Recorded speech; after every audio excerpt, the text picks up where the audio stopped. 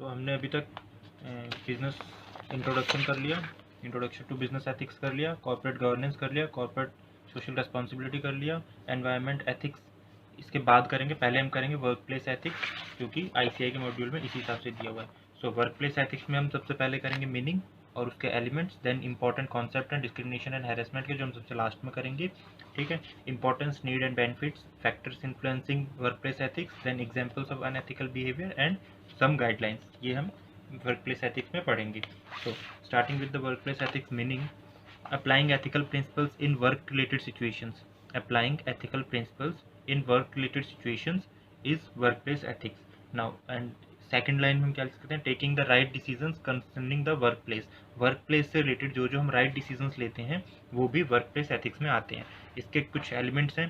First one is creating environment free from discrimination, exploitation and harassment. Environment ऐसा होना चाहिए जहाँ पे डिस्क्रिमिनेशन ना हो, एक्सप्लोटेशन ना हो और हरेसमेंट भी ना हो लेबर्स की, एम्प्लॉयज़ की, वर्कफोर्स की। ठीक है, नो एब्यूजिव बिहेवियर, कोई एब्यूजिव बिहेवियर नहीं होना चाहिए। Treating employees with dignity and respect, employees को डिग्निटी एंड रिस्पेक्ट से ट्रीट करना चाहिए। So applying ethical principles in work related situations, taking the right decision concerning the work place. ठीक है, देन बात करेंगे importance, needs, benefits of ethical behaviour at work place. So helps in minimising unethical decisions, क्या importance, needs हैं। Second one, laser chance of whistle blowing. Whistle blowing क्या होता है, जब कोई अंदर का बंदा कोई अंदर की चीज़ किसी और को बताए तो उसके चांस कम हो जाते हैं अगर वर्क प्लेस एथिक्स फॉलो हो रहे हैं तो। It means reporting of misconduct to outside regulatory bodies. Minimum risk of government intervention and legal battles, जब अगर तुम्हारा वर्क प्लेस एथिक्स फॉलो होंगे तो तुम्हारे एम्प्लॉयज़ से रिलेटेड जितनी भी प्रॉब्लम्स होंगी वो अपने आप सॉल्व होती चली जाएंगी, जस्ट बिकॉज कि तुमने अपने वर्क प्लेस पे एथिक्स फॉलो कर रखे हैं। ठीक है, तो उसकी वजह से क्या होगा, गवर्नमेंट की इंटरवेंशन कम होगी, वो कम चेक करेगी, लीगल बैटल्स भी कम होगी, क्योंकि ऑब्वियसली बात है ना, एम्प्लॉयज़ कोई केस फाइल नहीं करेंगे। ठीक है, so entity shall enjoy a good reputation. Entities good reputation enjoy करेगी जस्ट बिकॉज कि उनके एम्प्लॉयज़ उनकी तारीफ करेंगे। जैसे हाल फिलहाल टाटा कंपनी के एम्प्लॉयज़ बहुत खुश हैं, तो ऑब्वियस ही बात है उनकी रेपुटेशन हमेशा ज़्यादा होती है। Recruit and retain efficient people, और इस वजह से क्या होगा, एफिशिएंट पीपल रुकेंगे और उनकी रिक्रूटमेंट भी हो पाएगी, क्योंकि जब कोई एम्प्लॉय तारीफ करेगा तो ऑब्वियसली बात है अच्छे बंदे उसी को ज्वाइन करना चाहेंगे, बजाय कि कोई बेकार बंदा रुके, क्योंकि बेकार बंदा क्या सोचेगा कि मुझे और कहीं जॉब नहीं मिल रही, इससे अच्छा मैं यहीं रुक जाऊँ। बट लेकिन एक अच्छा बंदा सोचेगा मैं अच्छी कंपनी में रुकूँ जहाँ के वर्क प्लेस एथिक्स अच्छे हों, एथिक्स फॉलो करती है work place. Compete well with its competitors, और अपने कम्पिटिटर्स से अच्छी तरह कम्पीट कर पाएगा। Now factors influencing ethical behaviour at the work place, कौन कौन से फैक्टर्स हैं जो कि इन्फ्लुएंस करते हैं एथिकल बिहेवियर को वर्क प्लेस पे। सो सबसे फर्स्ट वन इज इंडिविजुअल की स्टैंडर्ड और वैल्यूज़, जो भी एम्प्लॉय है या फिर वर्क फोर्स है या फिर ह्यूमन रिसोर्स, जो भी कुछ भी कह लो, जो काम करता है उस इंडिविजुअल के खुद के standards and values, plus managers और कोवर्कर्स का जो इन्फ्लुएंस होता है उन पे वो, प्लस ऑर्गेनाइजेशन के जो फैक्टर्स हैं, इन सबको मिला के बनता है एथिक और unethical behaviour at work place. ठीक है, फॉर एग्जांपल स्टैंडर्ड्स और वैल्यूज़ अच्छी हैं, मैनेजर का इन्फ्लुएंस सही है, मतलब गलत तरीके से इन्फ्लुएंस नहीं है, और ऑर्गेनाइजेशनल के फैक्टर्स कुछ मतलब कि वहाँ पे किस तरह का काम हो रहा है, ठीक है, ये सब चीज़ें सही है तो एथिकल बिहेवियर होगा। अगर मैनेजर का इन्फ्लुएंस गलत है या फिर स्टैंडर्ड्स एंड वैल्यूज़ ही नहीं है बंदे की तो अनएथिकल बिहेवियर होगा। तो इन तीनों फैक्टर्स को मिला के एथिकल और अनएथिकल बिहेवियर पता चलता है एक वर्क प्लेस का। सो यही तीन फैक्टर्स हैं जो इन्फ्लुएंस करते हैं एथिकल बिहेवियर को एट वर्क प्लेस। सो अभी हमने क्या देखा, सबसे पहले हमने मीनिंग देखा, देन उसके तीन एलिमेंट्स देखे, इंपॉर्टेंस, नीड, बेनिफिट्स देखे, फैक्टर्स जो इन्फ्लुएंस करते हैं वो देखे। अब हम एग्जाम्पल्स देख लेते हैं कुछ अनएथिकल बिहेवियर के, फिर guidelines and then discrimination and harassment, इसको प्रॉपर तरीके से कवर करेंगे।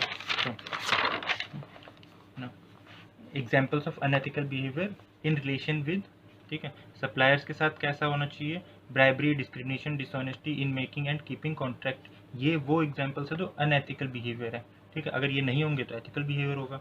कस्टमर्स के साथ unfair pricing, misleading advertisement, cheating customers, ये नहीं होना चाहिए। एम्प्लॉयज़ के साथ discrimination in hiring and treating employees, hire करते टाइम तुम किसी के जो रेफरेंस से आया उसको हायर कर रहे हो, बजाय कि प्रॉपर इंटरव्यू लेने की बजाय तुम किसी भी ऐसे बंदे को हायर कर रहे हो जो किसी सोर्स से आया है या फिर जो घूस दे रहा है, पैसे दे के लग रहा है। ठीक है, resource misuse, personal use of organisation funds, tax evasion, ठीक है, ये सब अनएथिकल बिहेवियर है एक वर्क प्लेस पे।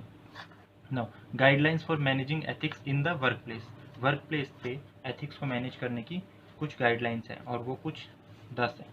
कोड्स एंड कंडक्ट्स बनाने चाहिए, इस्टेब्लिश ओपन कम्युनिकेशन रखनी चाहिए, make ethics decisions in groups में जो भी डिसीजंस होते हैं वो एथिक्स के बेस पे होने चाहिए, integrate ethics management with other management practices, ethics management को इंटीग्रेट करना चाहिए बाकी जितनी भी मैनेजमेंट प्रैक्टिसेस होती हैं, चाहे तुम कोई डिसीजन ले रहे हो, ग्रुप बना रहे हो, किसी भी चीज़ में, उसमें एथिक्स भी इंटीग्रेट होने चाहिए।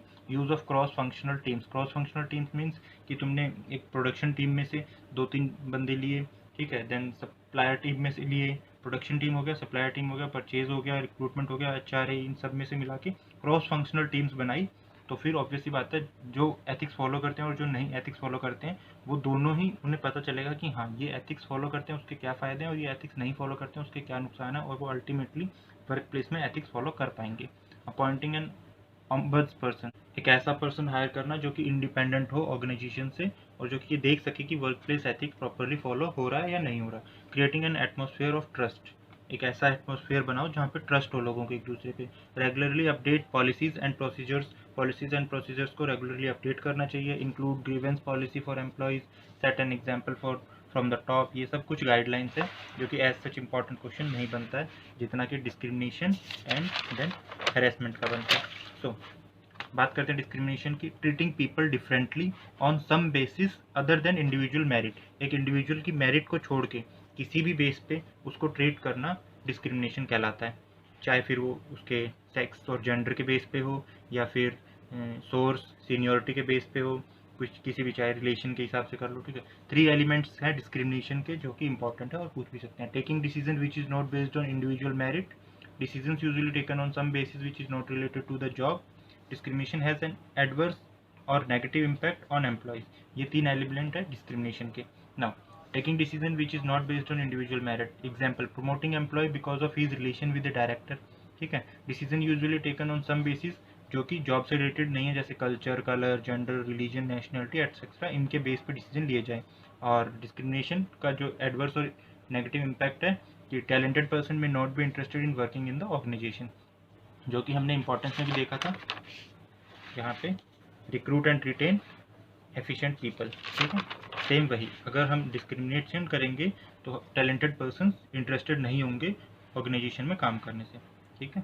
तो और इसके डिस्क्रिमिनेशन के कॉमन एम्प्लॉयमेंट डिस्क्रिमिनेशन प्रैक्टिसेस, जो कॉमन प्रैक्टिसेस होती है डिस्क्रिमिनेशन की, recruitment practice, promotion practice, dismissal, condition of employment. Now recruitment practice, discrimination recruitment पे करते हैं कि वही सेम रिलेशन वाला बंदा हायर कर लिया या फिर जो ब्राइबरी कर रहा है वो हायर कर लिया।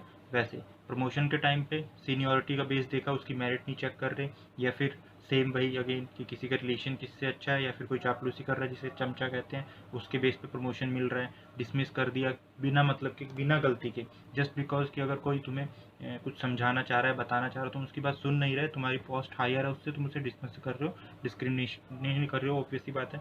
Condition of employment, discrimination in treating employee, तुम एक एम्प्लॉय को किसी अलग तरीके से ट्रीट कर रहे हो, दूसरे एम्प्लॉय को किसी अलग तरीके से, तो वो कंडीशन ऑफ एम्प्लॉयमेंट में आता है कि तुम एम्प्लॉयमेंट की कंडीशन ही वायलेट कर रहे हो, वो भी डिस्क्रिमिनेशन में ही आता है। सो डिस्क्रिमिनेशन का meaning 3 elements and then common employment discrimination practices. Work place ethics के चैप्टर में ये ज़्यादा इंपॉर्टेंट है। Then second is harassment, harassment is context of work place. अब हैरेसमेंट अलग अलग तरीके की होती है कि तुम कैसे हैरेस कर रहे हो, बट हमें जो पढ़ना है वो वर्क प्लेस एथिक्स से के कॉन्टेक्स्ट में पढ़ना है। So behaviour which is offensive, humiliating और थ्रेटनिंग, एक ऐसा बिहेवियर जो ऑफेंसिव हो या फिर ह्यूमिलेट करे या फिर थ्रेटनिंग हो, जो डराए, ठीक है। And occurs when a person is made to feel intimidated, insulted और ह्यूमिलेटेड। अब ये कब अकर करता है, जब दूसरे सामने वाला पर्सन, जैसे अगर तुम ऑफेंसिव हो, सामने वाला मजाक में ले रहा है, तो वो कोई हैरेसमेंट नहीं हुई क्योंकि वो हो सकता है दोस्त हो तुम्हारा, ठीक है। बट लेकिन कब अराइज करता है, जब वो इंटीमिडेटेड फील करे खुद को या फिर इंसल्टेड और ह्यूमिलेटेड फील करे, ठीक है। नाउ हैरेसमेंट 2 तरीके की हो सकती है, types of harassment, work place harassment and sexual harassment.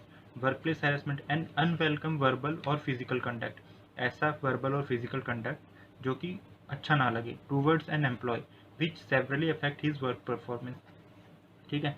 Verbal और फिजिकल कंडक्ट वो भी अनवेलकम तरीके का जो कि अच्छा ना हो एम्प्लॉय के प्रति, जो कि बाद में उसकी परफॉर्मेंस पे भी अफेक्ट करता है, वो वर्क प्लेस हैरेसमेंट है।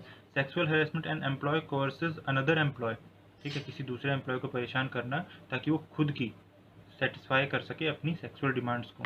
N employee coerces another employee so as to satisfy his own sexual demands, वो सेक्सुअल हैरेसमेंट में आता है।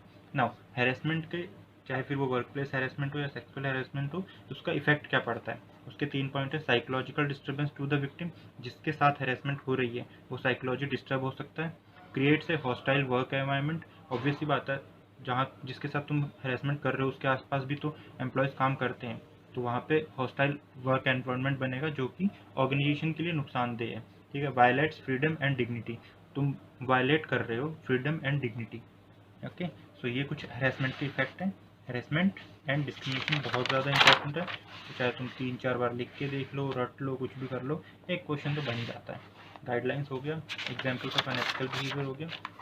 ठीक है। वर्क प्लेस एथिक्स में हमने इंपॉर्टेंट कॉन्सेप्ट डिस्क्रिमिनेशन हैरेसमेंट देखा, examples of unethical behaviour, factors influencing, importance, need, benefits, meaning और उसके एलिमेंट्स, गाइडलाइंस देख ली, एग्जांपल्स देख लिए। इसके बाद हम करेंगे एनवायरमेंटल एथिक्स, इकोलॉजिकल एथिक्स। वैसे मैंने ये पहले किया था, बट लेकिन जस्ट बिकॉज की बुक के हिसाब से करना है तो ये बाद में कर लेंगे। It's okay. तो see you in the next one. Bye bye.